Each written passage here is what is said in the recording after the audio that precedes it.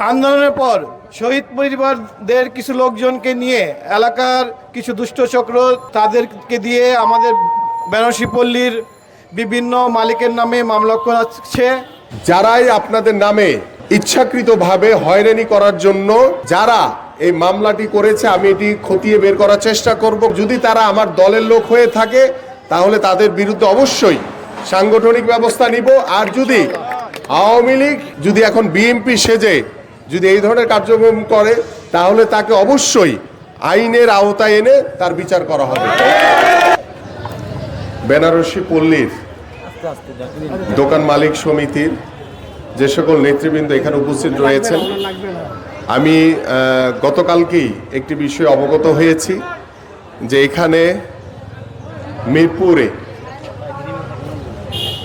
আপনাদের দোকান মালিক সমিতির কিছু ব্যক্তির নামে মিথ্যা হয়রানিমূলক মামলা করা হয়েছে। এখানে কিছু এখন নব্য বিএমপি তৈরি হয়েছে। এই নব্য বিএমপি তারা বিভিন্ন জায়গায় দুষ্কৃতিকারী হিসেবে তারা চাঁদাবাজি, লুটতরাজ এবং দখলদারি করার চেষ্টা করছে। এবং এদের ভিতরে কিছু লোক এখন বিএমপি সেজে তারা বিভিন্ন থানায় যদি না পারে তাহলে কোর্টে গিয়ে আপনার মামলা করার চেষ্টা করছে। এবং এখানে অনেকেরই ব্যক্তিগত অনেকের শত্রুতা ধরে চেষ্টা করছে আপনাদের মতো যারা নিরীহ ব্যবসায়ী আপনাদেরকে ঝামেলায় ফেলতে, হয়রানি করতে। বাট আমি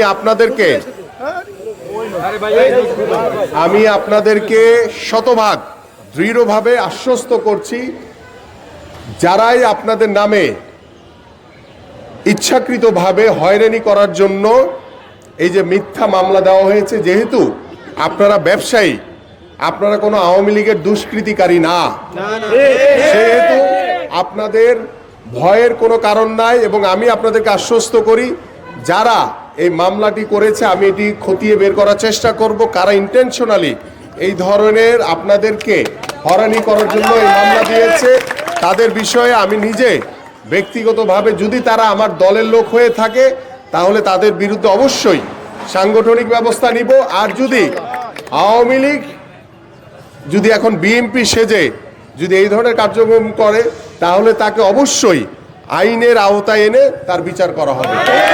এখানে অনেক বিএনপি নেতাকর্মীরা রয়েছে, আমি তাদেরকেও বলতে চাই যে আপনারা দয়া করে কোনো আওয়ামী লীগকে যদি প্রশ্রয় দেন তাহলে আপনারাও কিন্তু বিএনপি করার কোনো যোগ্যতা রাখবেন না।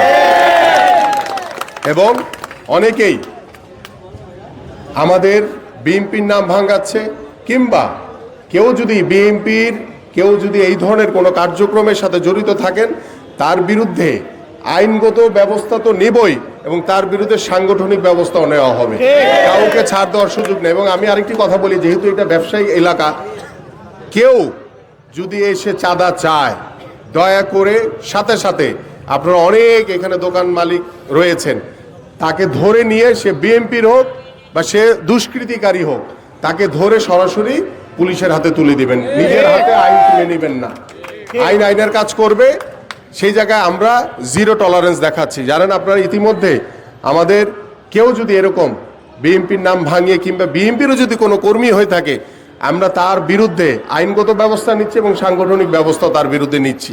সো দ্যাট যেহেতু আপনারা আমার নিজ এলাকার, আপনারা আমার ভাই বন্ধু, কেউ হয়তো বা পিতা সমতুল্য, আমি চাই যে আমরা এই সমাজকে সুন্দরভাবে গড়ার জন্য আপনাদের সকলের সহযোগিতা লাগবে। এবং আমি আবারও আপনাদেরকে আশ্বস্ত করছি, যারাই আপনাদের নামে এই মিথ্যা হয়রানিমূলক মামলা দিয়েছে সেটা আমি খতিয়ে দেখব এবং আমরা সহযোগিতা করব, আমাদের পুলিশ ভাইরাও আপনাদেরকে সহযোগিতা করবে। কারণ আমরা চাই না কোনো নিরীহ মানুষ কোনো হয়রানির শিকার হোক। আমরা এটাতে জিরো টলারেন্স দেখাবো এবং কোনো নিরীহ মানুষকে কেউ ডিস্টার্ব করবে না, আপনারা এটা নিশ্চিন্তে থাকেন। এবং আমি আপনাদেরকে দৃঢ়ভাবে আশ্বস্ত করছি।